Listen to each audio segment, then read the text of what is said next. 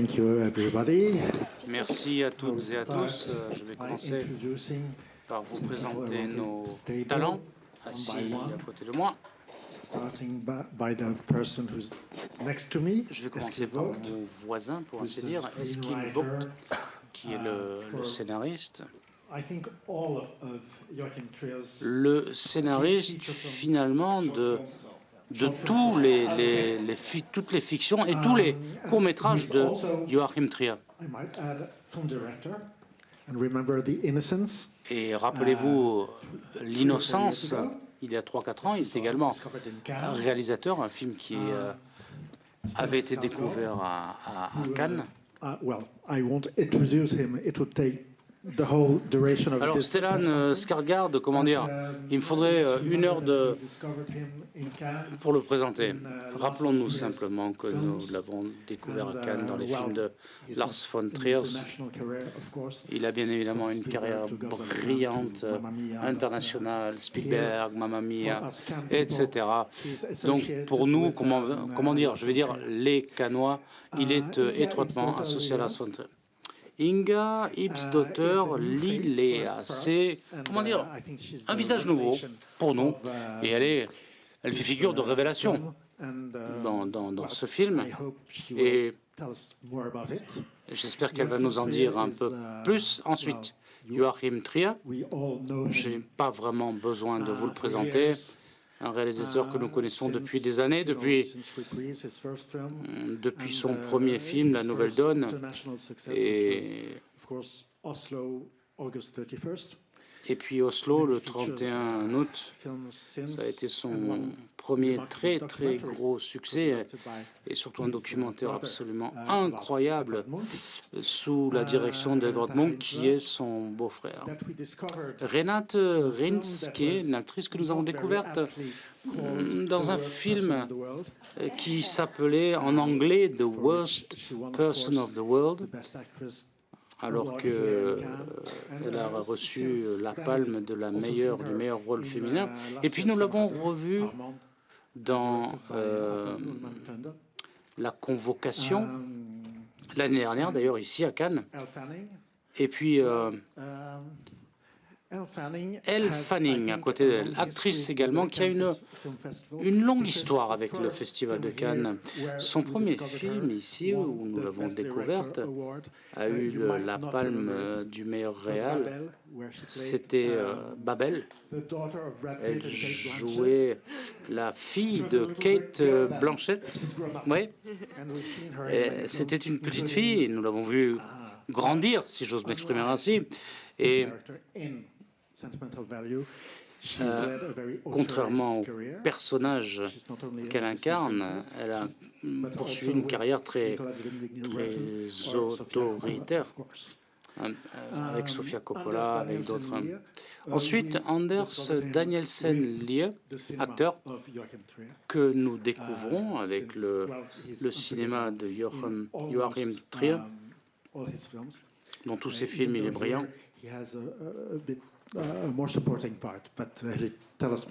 Avec ici un rôle un petit peu en retrait, mais bon, on en reparlera. Et puis, les producteurs du film. Alors, Maria Eke Horvath, qui a également produit The Innocents, et Andrea Berensen-Othmar, producteur, qui a également, qui a également produit La Convocation. Et puis nous avons ici au premier rang, bien évidemment, le reste de l'équipe qui a tourné ce film. Je suis désolé pour ma prononciation, mais il y a le chef-op, il y a le production designer, le sound designer, le directeur du casting et bien d'autres membres de l'équipe de production du film. Donc, je vais m'arroger le privilège de poser la première question. Alors, première question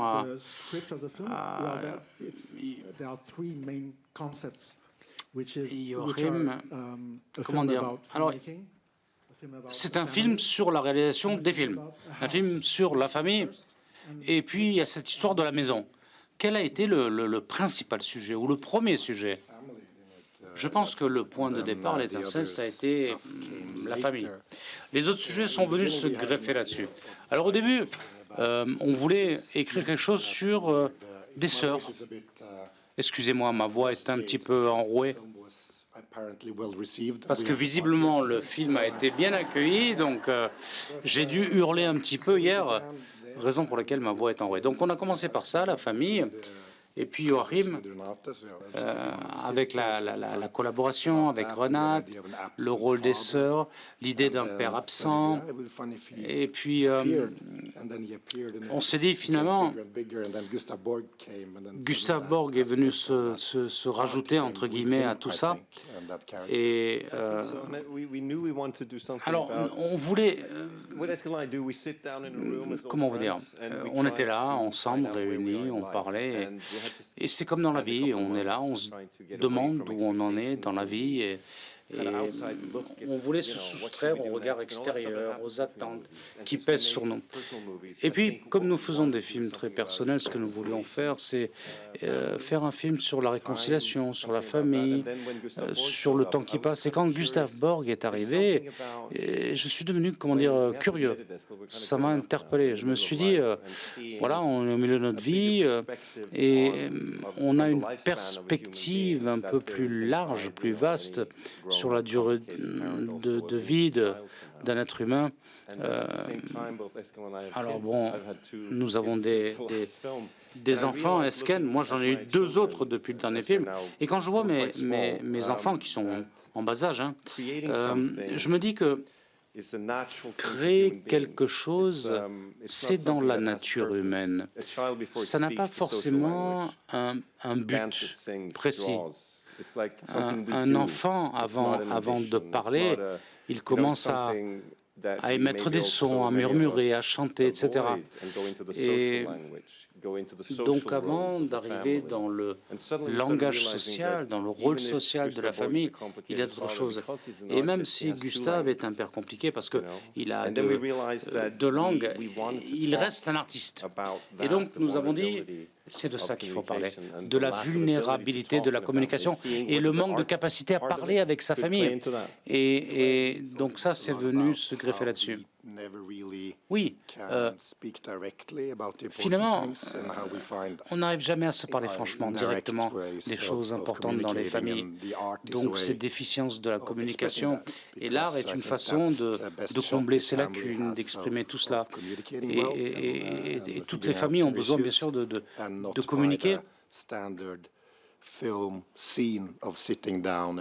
Alors la scène standard où on s'assied tous ensemble, où on parle, c'était pas ça qu'on voulait. Et la maison alors? Est-ce que la maison vous a permis de rappeler le passé de la famille? Oui, alors Esken et moi, nous adorons l'intimité, les histoires humaines, et on ne voulait pas en faire non plus un drame, un chamber drama, comme on dit, où les gens se retrouvent, ne parlent qu'entre eux. La maison nous a donné la possibilité d'avoir une vue peut-être plus large sur la totalité de la durée de vie des protagonistes. Et en fait, ma famille a une maison qui a été vendue pendant mon arrière-grand-père, qui a été vendue pendant le tournage. Et ça m'a marqué quand même. La spécificité de ce genre d'endroit qui garde la mémoire du passé de la famille. Oui, et nous avons beaucoup communiqué là-dessus, la façon dont nous sommes soumis à l'influence des générations précédentes, des membres de nos familles, nos proches. Et donc la maison, c'est une façon aussi d'exprimer cela. Merci. Bonjour. Je viens d'Égypte. Casting the same actor or actress over and over again might affect this thin line between travailler toujours avec les mêmes acteurs, est-ce que ça ne touche pas à la démarcation entre le réel et le virtuel? Vos films précédents, avec cette mélancolie douce, amère, c'est quand même très mélancolique. Et donc, ça fait longtemps que vous travaillez avec Renate et Andrea. Qu'est-ce que ça vous inspire? C'est une très bonne question. Mon boulot en tant que réalisateur, eh bien, c'est de créer un sens de, non pas de la propriété, c'est pas le bon terme, mais tout simplement assumer la responsabilité des acteurs. Et j'ai besoin de ce processus avec les acteurs. Et on en parle très souvent pour essayer de voir si on peut trouver ensemble des émotions. C'est un processus interactif que les acteurs m'ont appris. C'est ce qu'il vient de dire. Les émotions qui n'arrivent pas à être exprimées. Et on n'arrive pas à rationaliser. Mais peut-être que devant une caméra, ça peut être des messages qui peuvent être transmis aux autres. Et souvent, nous parlons beaucoup, ensuite on tourne. Et je dois dire que mes actrices, mes acteurs, vous êtes absolument incroyables dans la façon dont vous explorez votre fort intérieur. Et l'ironie, c'est que on se réunit parfois, on en parle, et le moment où ça se passe, où ça se produit, eh ben, on y va, c'est tout. Voilà, c'est parti, parce que les journées sont chargées. Et parfois, on ne sait même pas ce qui se passe. Ça nous échappe, et c'est merveilleux. Et c'est ce que je ressens par rapport à tous les acteurs qui ont participé au film, et c'est cela dont je suis le plus fier en tant que réalisateur. Le casting, l'équipe. Un commentaire sur l'évolution de votre relation avec Joachim. Comment dire, Anders? Oui, ouais, moi j'ai grandi avec ces films. J'aime bien cette fine délimitation entre la fiction et la réalité dans le cinéma. Alors dans ce film, je ne joue pas un rôle vraiment important, mais comment dire, on joue des acteurs. On est comme une troupe de théâtre. Et Joachim, quelque part, est un acteur aussi. Donc il y a une espèce de panachage, de mélange entre sa filmographie et nos expériences, et puis la relation que nous avons, Stellan et moi, en tant qu'acteurs dans la vie réelle.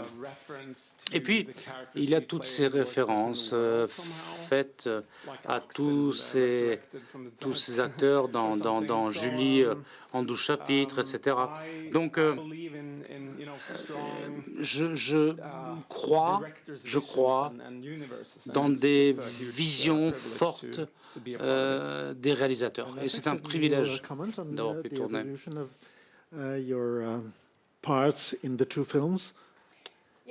Sur l'évolution des personnages que vous incarnez dans les deux films, donc j'ai travaillé avec lui sur le 31 août.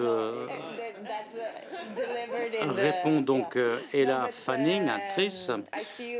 Et comment dire,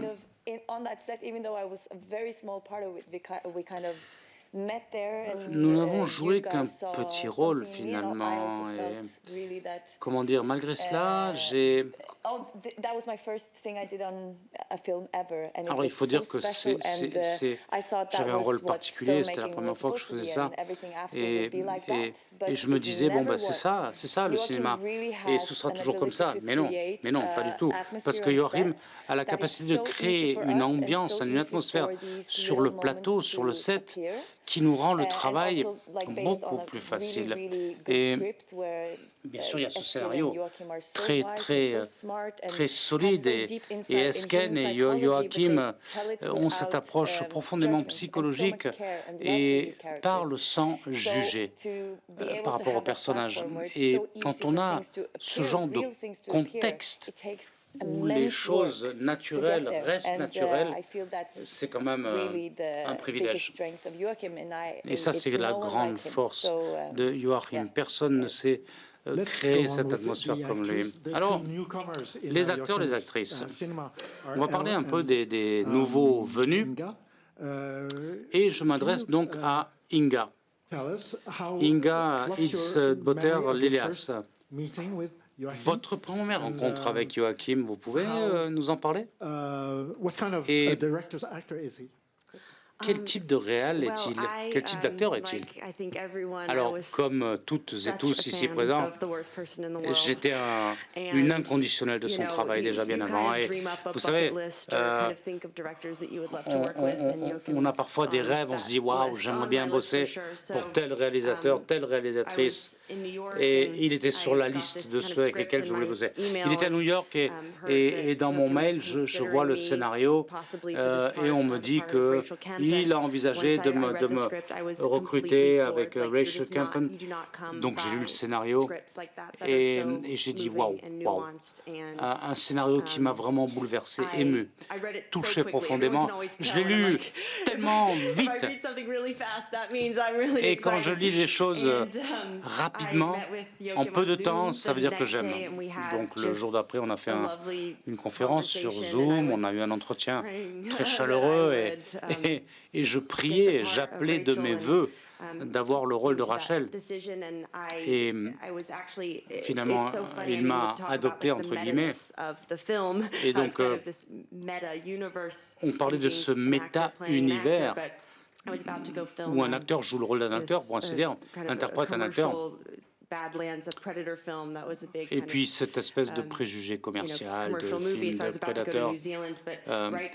Donc je devais partir en Nouvelle-Zélande et avant cela, donc je suis parti à Oslo, j'ai rencontré Joachim et on a eu cette répète absolument incroyable, comme on a très peu souvent l'occasion de faire.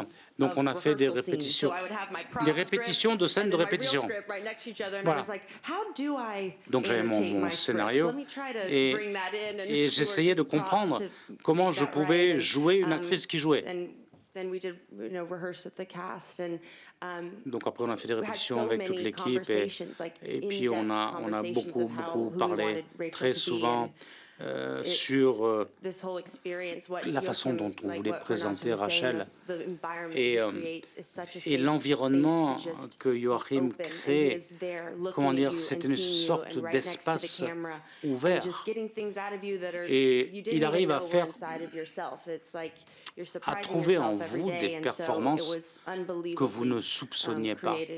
Il arrive à faire ressortir le meilleur en vous.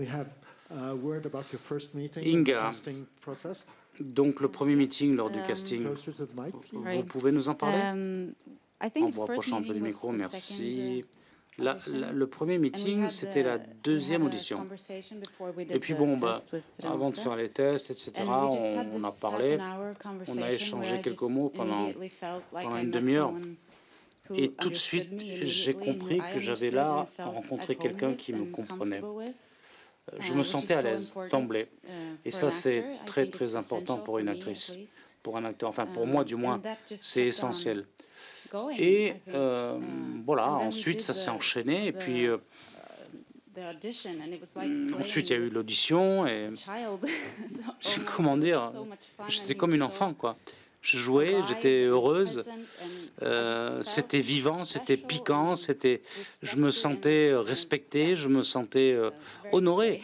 Et donc, voilà, pour le mieux, pour le mieux. Dylan Fernando, je viens du Canada. Question à M. Trier. La transition d'une scène à l'autre, cut to black, est-ce que c'était une volonté, comment dire, ce film, chaque fois que Esken et moi-même montons un projet, ça vaut aussi pour Olivier, notre monteur, on sait d'emblée où on veut aller. Et là, je voulais de la fragmentation, les moments de la vie, le vécu, pour aller lentement mais sûrement vers une forme de continuité, d'intimité.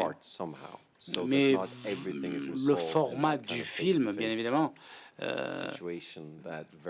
ne répond pas à toutes les questions. Donc on a beaucoup joué là-dessus et ce qui est génial quand on crée une forme de, comment dire, d'absence, et quand on attend de la patience du public. Et c'est pour ça que j'aime le grand écran, parce que les gens y vont et oui, ben, faut être patient, faut être patient.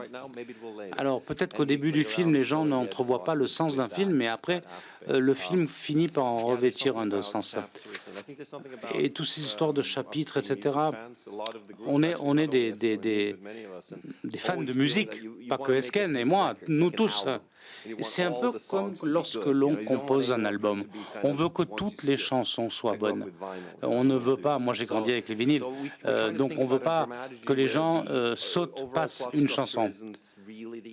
Alors, la structure du complot, ce n'est pas vraiment l'essentiel.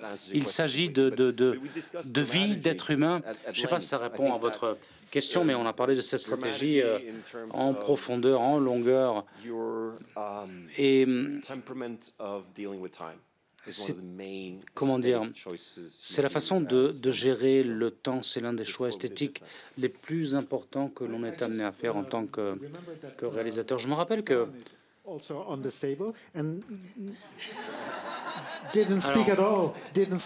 Stellan est là et vous nous avez pas parlé de votre rencontre avec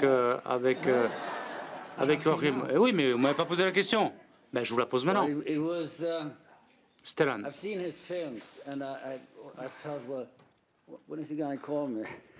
Comment il m'appelait Je me suis dit, pourquoi il m'a appelé? Pourquoi il m'a appelé?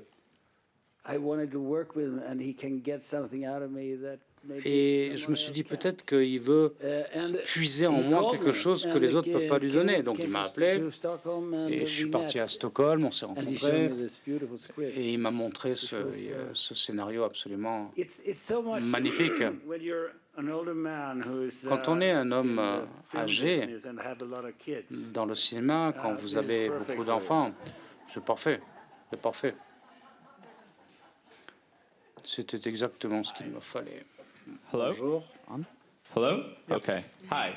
Gabriel from the Gabriel Schmearcast and the Synagogue. de First of all, saw the movie Schmearcast. this morning. J'ai vu le Thank film ce you. It's my matin. favorite of Cannes, so Merci, c'est mon incredible film film. préféré My ici question au actually FIF. is for Mr. Skarsgård. Question à First of Monsieur all, Andor, Skarsgård, greatest thing I've Stellan. ever seen. Thank you so much for your portrayal of Luton Rail. Incredible Votre character. portrait de Luton But for Rail this movie, est you absolument mentioned that hallucinant. incredible script from Eskil and from Joachim. You Et vous avez received dit that. que How Joachim, much is on Esco the page and how much are you bringing to it from vous ont the beaucoup fact that you have such apporté et accomplished actors as children? vous avez des How does that acteurs, combine? comment dire, aussi aboutis autour de vous. Comment Et vous avez plein d'enfants, vous l'avez dit. Comment on fait le lien entre tout ça? Quand on veut être bon, il faut jouer comme dans la vraie vie. Ce qui compte, c'est le regard que les gens portent sur vous, ce que les gens attendent de vous, veulent voir ce qui se passe en vous. Je ne suis pas un acteur qui me prépare de façon très détaillée. Moi, j'improvise, ça se passe devant la caméra, quand on tourne. Et je pense que l'immédiateté, la spontanéité du cinéma, c'est ça le côté fantastique. Il y a des choses qui peuvent se produire sur un plateau qui ne peuvent pas être préparées, qui ne sont pas prévisibles. Alors, il y a un côté irrationnel, je l'admets. J'étais dans la même soirée que mon voisin, j'ai beaucoup chanté aussi, et c'est pour ça que moi aussi je la vois en rouet. L'irrationalité de ce moment, j'aimerais y revenir. Pour moi, c'est ça la vie. Faire une image bidimensionnelle qui devient réalité, finalement c'est irrationnel. Pouvez-vous nous parler de moments particuliers où ça s'est produit, ce processus? Mais tout le temps, tout le temps. J'allais dire Lars von Trier, pardon, c'est Joachim Trier. Mais moi, qu'est-ce que vous voulez, j'ai travaillé toute ma vie avec des Trier, donc je les confonds. Et il y a des choses que je ne dirai pas à cette table. Hein. N'aie pas peur, n'aie pas peur, Joachim. Et ça se reproduit. Quand on travaille avec Joachim, on le voit vous voir. Et on se sent à l'aise, on se sent en sécurité, on se sent bien encadré. C'est là, tout le temps, c'est durable, c'est permanent. on est à l'aise. Bonjour, Freddy Friedlander. Je viens d'Argentine. Ma question sera la suivante. Elle Fanning, je m'adresse à Elle Fanning. Je me rappelle un de vos premiers films avec un tout petit rôle, The Door in the Floor, qui avait bien tourné en Argentine. Dans ce film, comment dire, avez-vous des expériences précédentes en Europe? J'imagine que vous ne parlez pas norvégien ni suédois. Est-ce que vous allez tourner avec votre sœur dans un film? Comment ça? Vous n'avez pas entendu mon accent norvégien? Non, non, non, elle est d'origine allemande, Renate, et ça se passe très très bien. Dans le cas de Rachel, ça s'est bien passé. Non, non, vous avez raison. Je ne parle que l'américain. Et on m'a accueilli de façon si chaleureuse. Et Joachim travaille finalement en famille, avec ses amis. Et ça, on le sent tout de suite. On le ressent et tout le monde a été tellement, tellement sympa avec moi. Ah oui, la question, pardon. Oui, est-ce que j'aimerais travailler avec ma sœur? Oui, oui, oui, oui, bien sûr. On a des plans, on a des projets. Bonjour, Marcus de One Prestige de Suède. Question à Stellan Skarsgård. Une carrière impressionnante. Qu'est-ce qui vous pousse à continuer de tourner des films? Et qu'est-ce que ça vous a signifié que de participer à ce projet? J'adore être avec d'autres acteurs, avec un réalisateur. J'adore jouer le jeu d'acteur comme un enfant. Je m'inquiète pas trop, moi, en amont, de savoir comment ça va se passer. Je répète, l'improvisation. Et on le fait aussi pour communiquer.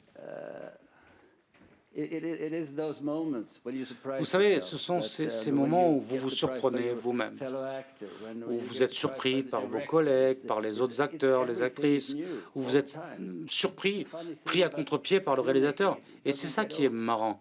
On s'ennuie jamais. Est-ce que vous avez élaboré votre personnage à partir de certaines directives? Pas de commentaire.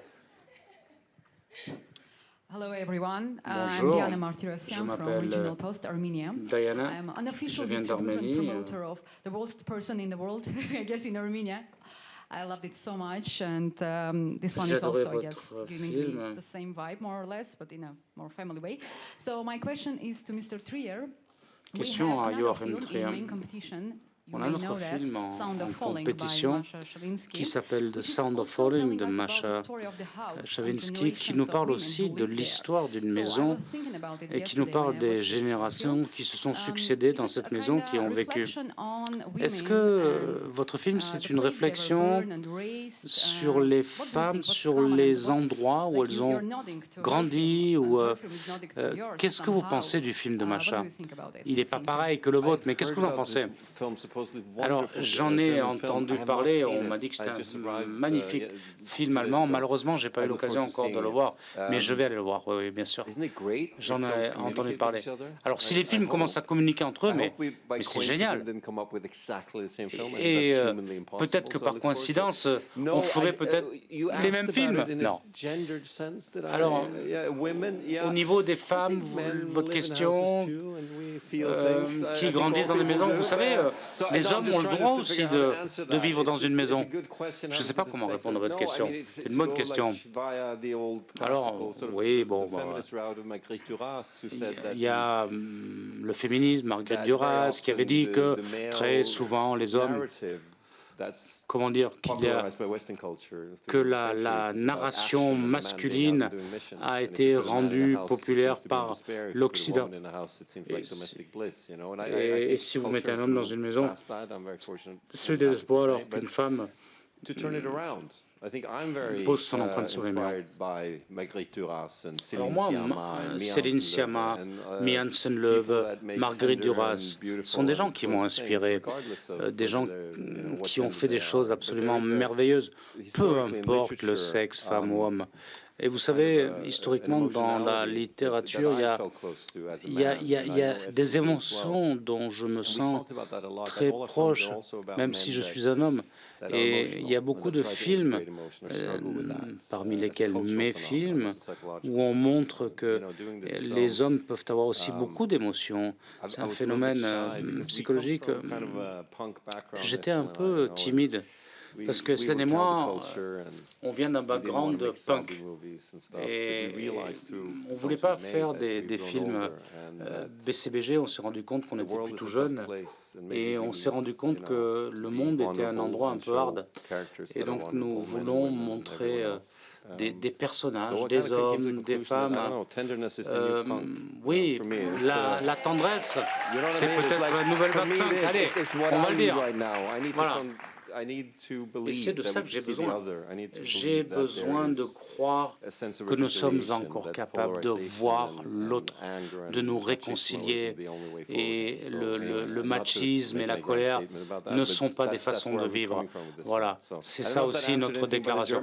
Je ne sais pas si j'ai répondu à la question sur le film allemand, mais oui, il me paraît aussi aller dans ce sens.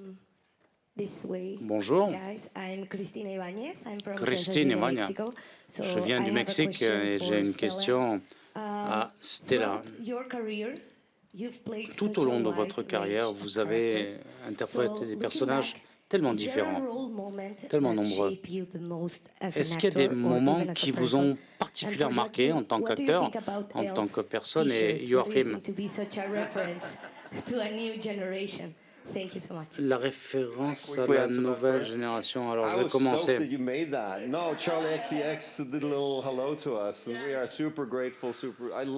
J'étais vraiment surprenant. J'adore sa musique et je suis vraiment un inconditionnel. Le problème, c'est que j'ai tellement travaillé ces 3 dernières années que je n'ai pas pu vraiment suivre l'évolution. Ce que je vais répondre rapidement. Il n'y a aucun rôle spécifique particulier qui m'a fait devenir celui que je suis. Même les mauvais films m'ont appris des choses. Bonjour Lina, je viens d'Ukraine. Félicitations pour ce film. Je voulais qu'il ne s'arrête jamais ce film, moi, quand j'étais dans la projection. Et chaque fois que... Chaque fois qu'il n'y avait plus d'images, je dis merde, ça va s'arrêter. Et non, ça continue, comme la vie continue. Question à Renate.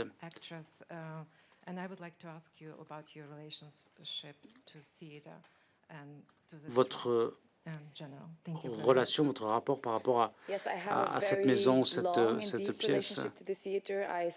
Le théâtre, votre rapport avec le théâtre. Oui, j'ai commencé à 9 ans, je faisais du théâtre. Les autres enfants s'amusaient, moi j'allais au théâtre. Et puis, j'ai énormément appris sur moi, sur ma vie. Et ça m'a toujours guidé à travers tous les rôles que j'ai interprétés. J'ai beaucoup appris sur moi-même, sur les structures sociales qui m'encadraient. Et je me sentais parfois un petit peu en dehors, à l'extérieur de ces structures sociales. Et je suis devenu très analytique. Parce que j'ai beaucoup appris de l'école russe. Et donc après, j'ai commencé à travailler avec Joachim et vous m'avez appris une façon de laisser un peu tremper les choses. Et ça, c'est vraiment un truc que j'ai appris de toi. Parce que tu pars de la structure qui est le scénario. Et à partir de là, on crée un personnage, comme nous faisons tous. Et là, c'est plus laisser tremper, laisser les choses arriver et s'adapter. Et ça, pour moi, c'est beaucoup plus effrayant que d'être sur scène. Mais aujourd'hui, au moment où je vous parle, je suis finalement une combinaison des deux choses. Ça m'a redéfini en tant qu'actrice qui travaille avec Joachim et ça m'a tellement appris de choses sur moi-même. Je me suis découverte et j'ai fait beaucoup de changements dans ma vie. Et d'ailleurs, quand j'ai lu le scénario la première fois, déjà, ça m'avait complètement bouleversé. Donc maintenant, je suis une espèce de synthèse entre deux mondes différents. Avant la prochaine question, j'aimerais poser une question aux producteurs, Maria et Andrea. Comment vous avez été impliqués dans la création cinématographique de Joachim, parce que c'est quand même assez récent, votre coopération, et comment ça s'est passé sur ce projet-là? Alors, moi, j'étais une inconditionnelle. J'ai vu tous ces films, je les adorais, et c'est passé par là. Et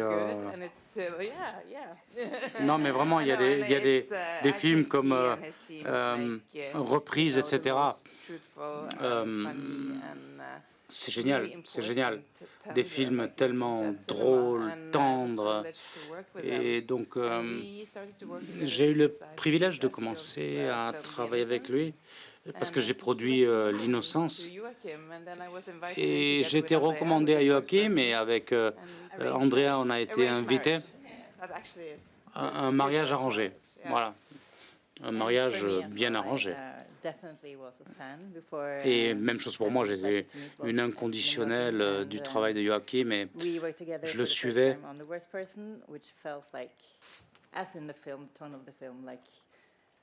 On a travaillé ensemble la première fois dans The Best Person, pardon. Et j'étais ravi, bien sûr, de raccrocher le train. C'est vrai que Joachim a des processus particuliers. Il passe 1 an et demi à réfléchir sur le scénario, et sa façon de travailler avec les acteurs, c'est du travail vraiment dur.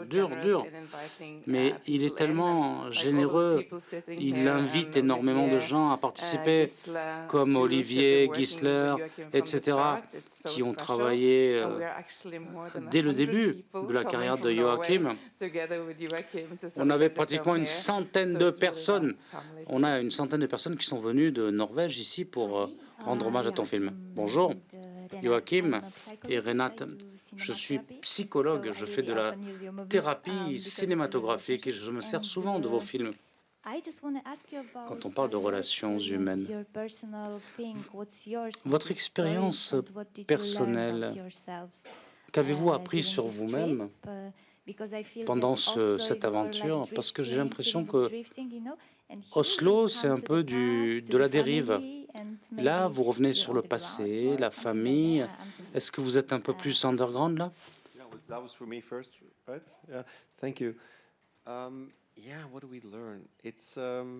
Alors, qu'est-ce que j'ai appris? J'ai appris à trouver un espace, c'est une approche inconsciente. Et puis il y a un mécanisme qui se met en place. Il y a beaucoup d'expériences personnelles, bien sûr, mais ce qui est étrange, c'est que ces expériences personnelles, on les transpose en fiction, et là on se voit différemment à travers les personnages, à travers cette coopération. Et quand on prend des électrochocs de temps en temps, on réalise qui on est, ce que l'on fait. Et les acteurs, les actrices, les auteurs traversent ce processus, entre guillemets. Et je pense que tous ceux qui ont travaillé avec moi ont eu cette expérience. C'est fondamental, c'est l'essentiel. C'est le transfère du deuil, de la douleur de génération en génération, et tout le mystère qui entoure cela. Je ne sais pas, moi, si vous êtes, que vous croyez en Dieu, que vous soyez athée, eh bien, il suffit de laisser dérouler le temps pour se rendre compte qu'il y a toujours un passé. Et je dois admettre que j'étais content d'avoir terminé ce film et de le faire voir maintenant aujourd'hui. Je veux dire, ça a été quand même un moment aussi éprouvant, mais génial. Voilà. Superbe expérience. Oui, moi aussi, ce que je ressens, c'est que c'est ça, là, le pouvoir de ce film. C'est-à-dire qu'on dit des choses qui sont difficiles à articuler. On les exprime à tous les niveaux, déjà au niveau de l'écriture. Hein. Vous en avez parlé, il y a des choses qui sont difficiles à faire passer, à communiquer. Et le poids des émotions dans ce film est géré avec tellement d'attention, de finesse, que ça nous a permis de nous immerger complètement dans ce travail. Et ça vous permet de faire un rapprochement avec vos propres expériences dans la vie. Et pour moi, ça a été vraiment une des plus merveilleuses expériences de ma vie, de voir une œuvre d'art, de voir quelque chose qui m'a fait découvrir des choses que je ne connaissais pas. Et ça m'a sorti de ma solitude intérieure. J'ai appris des choses nouvelles que je ne peux même pas exprimer. Thérapeutique cinématographique. C'est pas mal, ça. C'est ce qu'on fait dans le writing room. Moi, la plupart du temps, je suis sur le canapé. Bonjour. Lorena Montenegro, je viens du Brésil. Alors parlons de l'art, de l'amour et des films. Renate l'a très bien exprimé. Le cinéma nordique a surpris le monde avec Bergman à l'époque, etc. Là-dessus, on est tous d'accord. Dans quelle mesure Bergman est présent dans votre esprit et dans quelle mesure est-il présent dans ce film? Comment arrivez-vous à transmettre cet amour, finalement, par le cinéma? Oui, l'influence de Bergman dans ce film, c'est ça la question. Quand on est réalisateur dans les pays nordiques, bien sûr que Bergman, c'est une référence absolue et bien sûr qu'il m'a inspiré. Vous savez, quand vous avez un maître comme lui, le truc c'est qu'est-ce qu'on retient de ça? Bergman a fait tellement de choses. Moi, ce que j'ai retenu de lui, c'est que, comment dire, c'est cette intimité agressive dans les plans rapprochés de ces films. Et être si près, au sens physique du terme, proche de quelqu'un, cette intensité dans les plans rapprochés, ça permet d'ouvrir toutes les vasques, pour ainsi dire. Et dans la réalité, on ne peut pas regarder les gens comme ça, d'aussi près. C'est inhumain, c'est brutal, c'est violent. Et Bergman nous a appris cela. Quand on regarde quelqu'un de près, alors c'est de l'empathie, c'est l'enjeu cinématographique, mais il y a aussi le côté mystérieux qui fait que c'est un sujet récurrent chez Bergman. Donc, je ne me gêne plus pour faire des plans rapprochés. Il nous a appris ça et parmi plein d'autres choses, j'en resterai là. Notre narration, elle est comme elle est.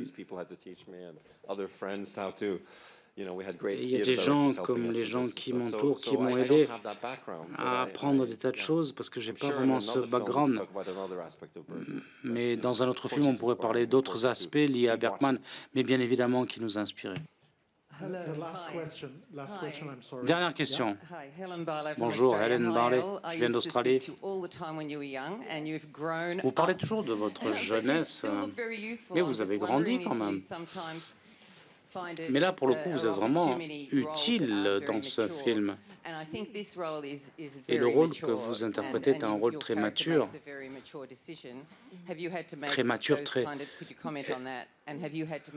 Est-ce que vous avez dû prendre des décisions sur votre propre carrière? Donc, question à Elle Fanning. Alors, j'étais très jeune et on ne sait pas forcément quand on est jeune où on va. Et puis, j'ai un peu mûri et le monde s'ouvre à vous. Et là, tout d'un coup, on vous offre de plus en plus de rôles à interpréter.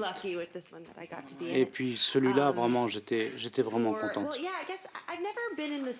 que Joachim m'ait fait cette proposition. J'ai jamais été dans la même position que Rachel, pour ainsi dire. Mais j'ai lu des scénarios toujours et encore, et on me proposait un personnage. Et une fois que j'avais lu le scénario, je me disais non, je suis pas la bonne actrice pour ce rôle-là. Peut-être que cet autre personnage serait mieux. Et j'ai fait ça déjà avant, etc., etc. Et il y a plein de rôles que j'ai refusés parce que je pensais que je n'étais pas tout simplement l'actrice appropriée, entre guillemets, pertinente. Donc moi, je fonctionne sur l'instinct. Et c'est une super décision que Rachel prend. Il n'y a pas de rivalité dans l'amour. Il n'y a pas de jalousie. Il n'y a pas de rivalité. Et ce ne sont pas des actrices qui sont les unes contre les autres.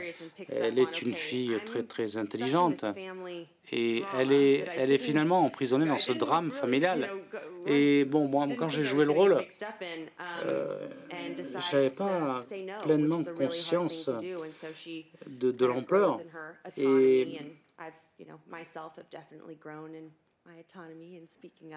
Et donc moi, avec tout ça, comment dire, par rapport à ma jeunesse, j'ai gagné beaucoup d'autonomie. Désolé, nous sommes obligés de terminer, le temps qui nous était imparti est écoulé.